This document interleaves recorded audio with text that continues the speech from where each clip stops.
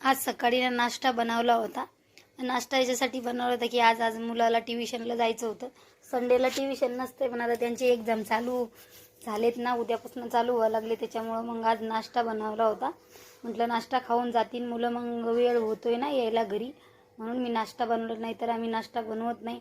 मस्त त्यांनी नाश्ता खाल्ला, मी पण खाल्ला आणि ट्युशनला नेऊन सोडला. आता फ्रेंडशिप डे आहे आज, तर त्यांना सामान घेऊन दिलं त्यांच्या फ्रेंडला बांधण्यासाठी आणि ट्युशनला गेले मुलं आणि बाय बाय केलं. आता मी रिटर्न आले, मला घरी जेवण बनवायचं होतं, मुलाला सोडून आले. मग म्हटलं आता काहीतरी बनवावं आणि फ्रीज खोलून बघितलं तर 3 दिवस झाले मी भाजी आणली होती आंबट चुक्याची.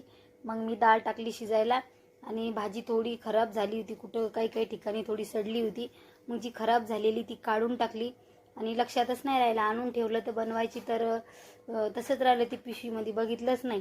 मग डाळ टाकली शिजायला मस्त. डाळ थोडी शिजत आल्याच्या नंतर मग मी भाजी कापायला घेतली आणि थोडेच त्याचे देठं कापून घेतले.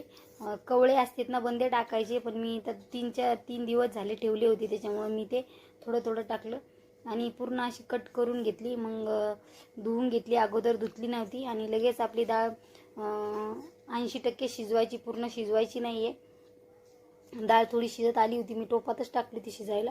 लगेच डाळ भाजी धुतली आणि टाकून दिली आणि वाटण तयार करायचं होतं. आता वाटण तयार करून घेऊया. भाजी टाकली शिजायला, त्याच्यामध्ये मी हिरवी मिरची घेतली, थोडा लसूण घेतला, कोथिंबीर घेतली.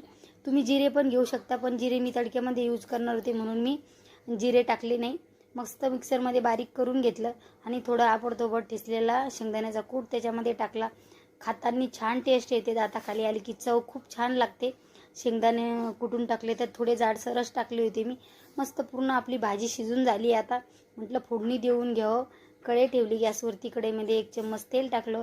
तेल गरम झाल्याच्यानंतर जिरा टाकला आणि जे आपण मिरचीचं वाटण तयार केलं होतं ते टाकायचं. मस्त तळून घ्यायचं आहे आपल्याला. तुम्हाला जर हिरव्या मिरचीत नसेल बनवायचं, तुम्ही लाल तिखटमध्ये पण बनवू शकता, मिरची पावडरमध्ये पण बनवू शकता. मस्त आपल्याला मसाला तळून घ्यायचा आहे आणि मसाला तळत आल्याच्यानंतर थोडी हळद टाकली, अर्धा चम्मच. मस्त मसाले तळून घेतले मी आणि मसाले तळून झाल्याच्यानंतर त्याच्यामध्ये ॲड करायचे आपल्याला जे आपण भाजी आपली त्याच्यामध्ये टाकायची. मस्त मिक्स करून घ्यायची आणि जास्त शिजू द्यायची नाही. लगेच तुम्हाला हवेनुसार तुम्ही पाणी टाकू शकता. थोडं तिखट बनवायचं, कारण की आंबट असल्यामुळं जरा भाजी तिखट होत नाही आहे. आणि मस्त त्याच्यामध्ये भाजी ॲड केली, मस्त एक उकळी काढून घ्यायची. आता चवीप्रमाणे मीठ टाकायचं आहे, मी जास्त पाणी यूज केलं नाही, थोडीच बनवलेली आहे. मस्त उकळी काढून घेतली. आता भाजी